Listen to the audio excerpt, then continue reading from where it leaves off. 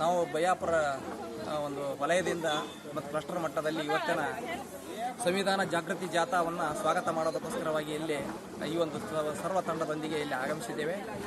ಮಾನ್ಯ ಘನ ಸರ್ಕಾರ ಆಯೋಜನೆ ಮಾಡಿರ್ತಕ್ಕಂಥದ್ದು ಸಂವಿಧಾನ ಜಾಗೃತಿಯನ್ನು ಮೂಡಿಸುವುದ ನಿಟ್ಟಿನೊಳಗೆ ಪ್ರತಿ ಹಳ್ಳಿಗೂ ಪ್ರತಿ ಮನೆಗೂ ಸಂವಿಧಾನದ ಆಶಯಗಳು ಏನಿದ್ದಾವೆ ಅಂತಕ್ಕಂಥ ತಲುಪಿಸ್ತಕ್ಕಂಥ ಗುರುತರವಾದ ಜವಾಬ್ದಾರಿಯನ್ನು ಈ ಸಂವಿಧಾನ ಜಾಥಾ ಕಾರ್ಯಕ್ರಮವನ್ನು ಹಮ್ಮಿಕೊಂಡಿರ್ತಕ್ಕಂಥದ್ದು ಅತ್ಯಂತ ಸುಸ್ತಾರ. ಜೊತೆಗೆ ಇದು ಎಲ್ಲರಲ್ಲಿ ಹರ್ಷವನ್ನು ಉಂಟು ಮಾಡಿರ್ತಕ್ಕಂಥದ್ದು, ಪ್ರತಿಯೊಬ್ಬ ವ್ಯಕ್ತಿಯಲ್ಲಿ ಜಾಗೃತಿಯನ್ನು ಮೂಡಿಸ್ತಕ್ಕಂಥದ್ದು.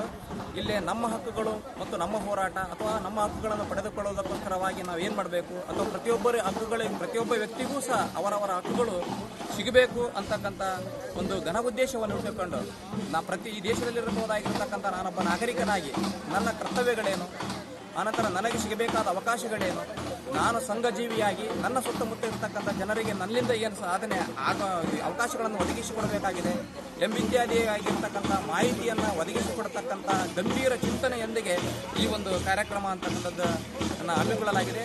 ಅದಕ್ಕೆ ಇವತ್ತು ನಾಗರಾಳದಿಂದ ನಿನ್ನೆ ವಸ್ತಿಯಾಗಿ ನಾಗರಾಳಿಂದ ಜಾಥಾ ಇವತ್ತು ಬಯ್ಯಾಪುರ ಪಂಚಾಯಿತಿಗೆ ಆಗಮಿಸ್ತದೆ. ಅದಕ್ಕೆ ಬಯ್ಯಾಪುರ ಪಂಚಾಯಿತಿ ವ್ಯಾಪ್ತಿಯಲ್ಲಿ ಬರಬಹುದಾಗಿರ್ತಕ್ಕಂಥ ಎಲ್ಲ ಶಾಲಾ ಕಾಲೇಜುಗಳ ಮುಖ್ಯಸ್ಥರುಗಳು ಮತ್ತು ಪಂಚಾಯಿತಿ ಅಧ್ಯಕ್ಷರು, ಸಂಬಂಧಪಟ್ಟಿರ್ತಕ್ಕಂಥ ಜನಪ್ರತಿನಿಧಿಗಳು ಮತ್ತು ಯುವಕ ಸಂಘರು, ಪಾಲಕರು, ವಿದ್ಯಾರ್ಥಿಗಳು ಸರ್ವರು ಅದ್ದೂರಿಯಾಗಿ